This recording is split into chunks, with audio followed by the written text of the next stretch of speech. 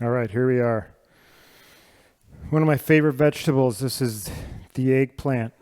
And my favorite way of doing an eggplant is not in the oven, not an eggplant lasagna, not in a stir fry, but it's basically a fermentation process.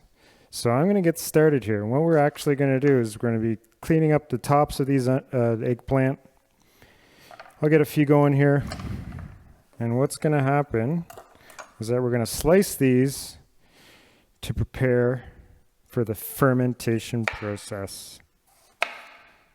So you want to get like a 1/2 inch slice. Try not to include any of your fingertips, although it could be a new recipe. So with most things that I like to cook or create, I never have a real recipe that I follow. Nothing's ever duplicated because that just is boring. What I go by is just, hey, how am I feeling today? What ingredients do you have? How much salt are you feeling like? So we're going to prep enough to fill this bowl. And what is involved is slicing eggplant, layering it into the bowl, and then putting a whole bunch of salt on top, which is, here we go. Eggplant, eggplant, eggplant. So you want to evenly get the slices in there. This, of course, is our Sicilian sea salt. A nice covering of salt on there, and then we're just going to go on with the next layer. And what's going to happen is this is going to make this eggplant sweat, and all the water is going to come out of the eggplant. And it will soon be sitting in its juices. You can already smell the eggplant. The salt sort of activates some of those aromas. Oh my gosh, I love this stuff. It may look like a lot of salt, but the more salt, the better. So here we go. One of our last layers. A little more salt on top. And voila. Yeah, so we're going to fill up this entire bowl. Because once you get the salt on there, everything's going to shrink. The eggplant's going to go at least to less than half to, if not a quarter of the size of where it's at right now. We're just going to throw in a Sicilian eggplant just to keep things interesting.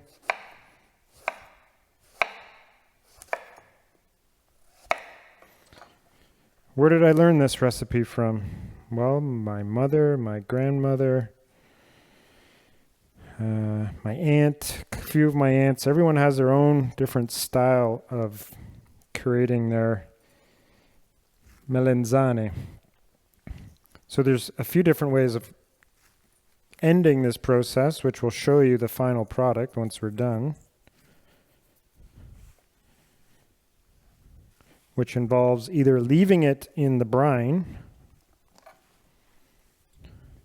kind of like you would fermented sauerkraut or pickles.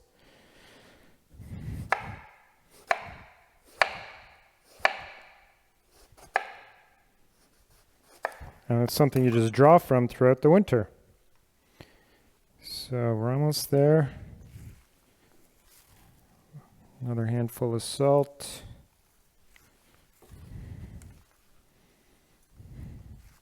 Does it look like I've done this before? Yeah. All right. Okay, good. Because usually I'm just watching. Or I don't even see the process happen. I'm just enjoying it.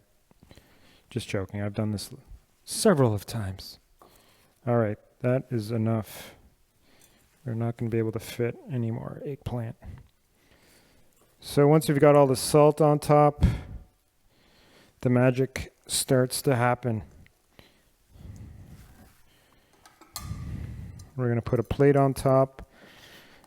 And then I'm going to grab a weight, usually a big gallon of water, which I can grab, and it's just going to sit there. And within the next couple of days, this will be halfway down. You can add more eggplant to it if you want. And then you let it sit there. I usually go almost a week. I like to see a little bit of mold form actually on the top, which of course is safe. This is just all part of the process. And then after that's done, you got to take out the eggplant. You got to wring it out, either using your bare hands or some sort of press that you have, like a potato press that you can, make mashed potatoes, and it'll just squeeze the water right out of it. And then I can grab the stuff or...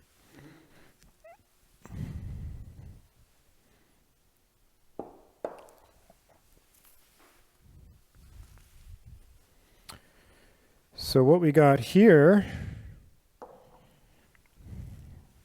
this is eggplant that we've put in about 2-3 weeks ago actually, and we've added to it as well.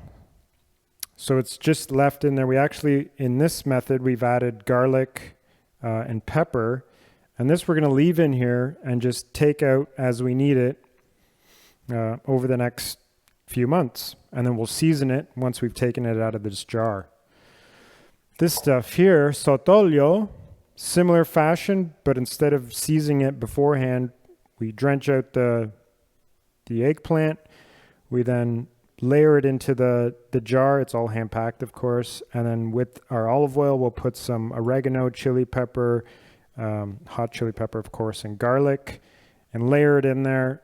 And then all you want to make sure is that the oil is completely covering the eggplant, so no mold happens on top. And that's melanzane sottolio, which is absolutely my favorite. And the texture, if done right, is like crunchy, chewy. It's really the best way that truly amplifies and enhances the essence of an eggplant. It's just, this is raw, it's fermented, and so that comes with the plethora of benefits that both raw and fermented foods would come from.